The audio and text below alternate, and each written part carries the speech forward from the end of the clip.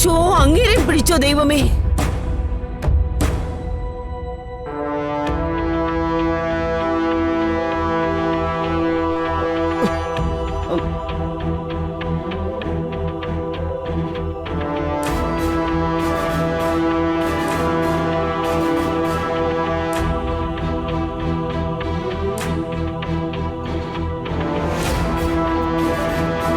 കൂട്ടുനിന്നവർ ഓരോരുത്തരായി ദൈവശിക്ഷ അനുഭവിച്ചുകൊണ്ടിരിക്കുക.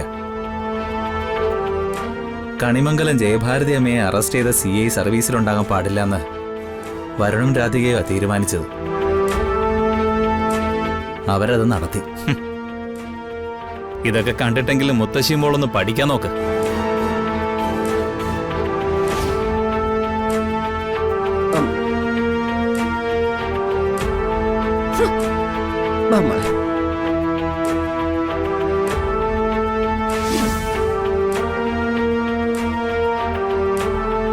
മുത്തശ്ശി, നമുക്കാകെ ഉണ്ടായിരുന്ന ആശ്രയം ആ CI സാറാ.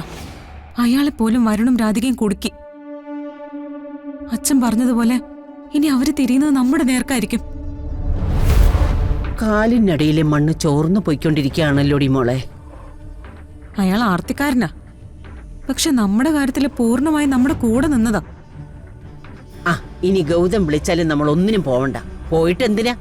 അവനെ കൊണ്ട് എന്ത് ചെയ്യാൻ പറ്റൂ? മുത്തശ്ശി, എല്ലാം അവസാനിപ്പിക്കുകയാണോ? ഇനി നമ്മളൊന്നും പ്രതീക്ഷിക്കണ്ടെന്നാണോ പറയുന്നേ? മുത്തശ്ശി, എന്തെങ്കിലും ഒന്ന് പറ. എടേ, കൊടുങ്കാറ്റടിക്കുമ്പോ ചുറ്റുമുള്ള മരങ്ങളൊക്കെ വീഴും, ബലമില്ലാത്ത മേൽക്കൂരുകളൊക്കെ പറന്നു പോകും. പക്ഷേ പിടിച്ചു നിൽക്കാൻ ശേഷിയുള്ളവര് പിടിച്ചു നിൽക്കണം. വരുൺ നിന്റെ ഭർത്താവാണെന്ന് തെളിയിക്കാനേ നമുക്ക് CIയുടെ ആവശ്യമൊന്നുമില്ല. ഏതെങ്കിലും നല്ലൊരു വക്കീലിനെ കണ്ടാൽ അയാളത് കോടതിയിൽ തെളിയിക്കും.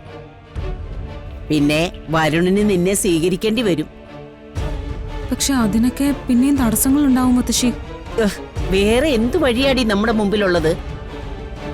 അച്ഛനും അമ്മയും പോലും കൂടെയില്ല. അവരും നമ്മുടെ നാശം കാണാൻ ആഗ്രഹിക്കുന്നത്. വരുൺ നിനക്ക് സ്വന്തമാക്കണം. അവന്റെ ജീവിതത്തിൽ നിന്ന് രാധിക ഇറങ്ങിപ്പോകണം. അതിനി കേസല്ലാതെ വേറെ മാർഗമൊന്നുമില്ല. ആ എടി, കല്യാണ സർട്ടിഫിക്കറ്റ് നമ്മുടെ കയ്യിലുണ്ടല്ലോ. അത് കോടതിയിൽ കൃത്യമായി തെളിവാ. ശരിയാ മുത്തശ്ശി. നമ്മൾ ഇനി ഒതുങ്ങി പേടിച്ചിരുന്ന പറ്റില്ല. നേരിടാനുള്ളത് നേരിടുക തന്നെ വേണം. മുത്തശ്ശി ആരെങ്കിലും വിളിച്ച് നല്ലൊരു അഡ്വക്കേറ്റിനെ പറ്റി ചോദിക്കേ. നമുക്ക് പോവാം. ചാകുന്നത് വരെ തോറ്റു കൊടുക്കാൻ ഉദ്ദേശിച്ചിട്ടില്ല ഞാൻ. അങ്ങനെ തീരുമാനിക്കടി. ഇനി ഇവിടുന്ന് അങ്ങോട്ട് ആര് മുമ്പിൽ വന്ന് നിന്നാലും നമ്മൾ എതിർക്കും. ഏത് തടസ്സം വന്നാലും അത് വെട്ടി മാറ്റിയിരിക്കും.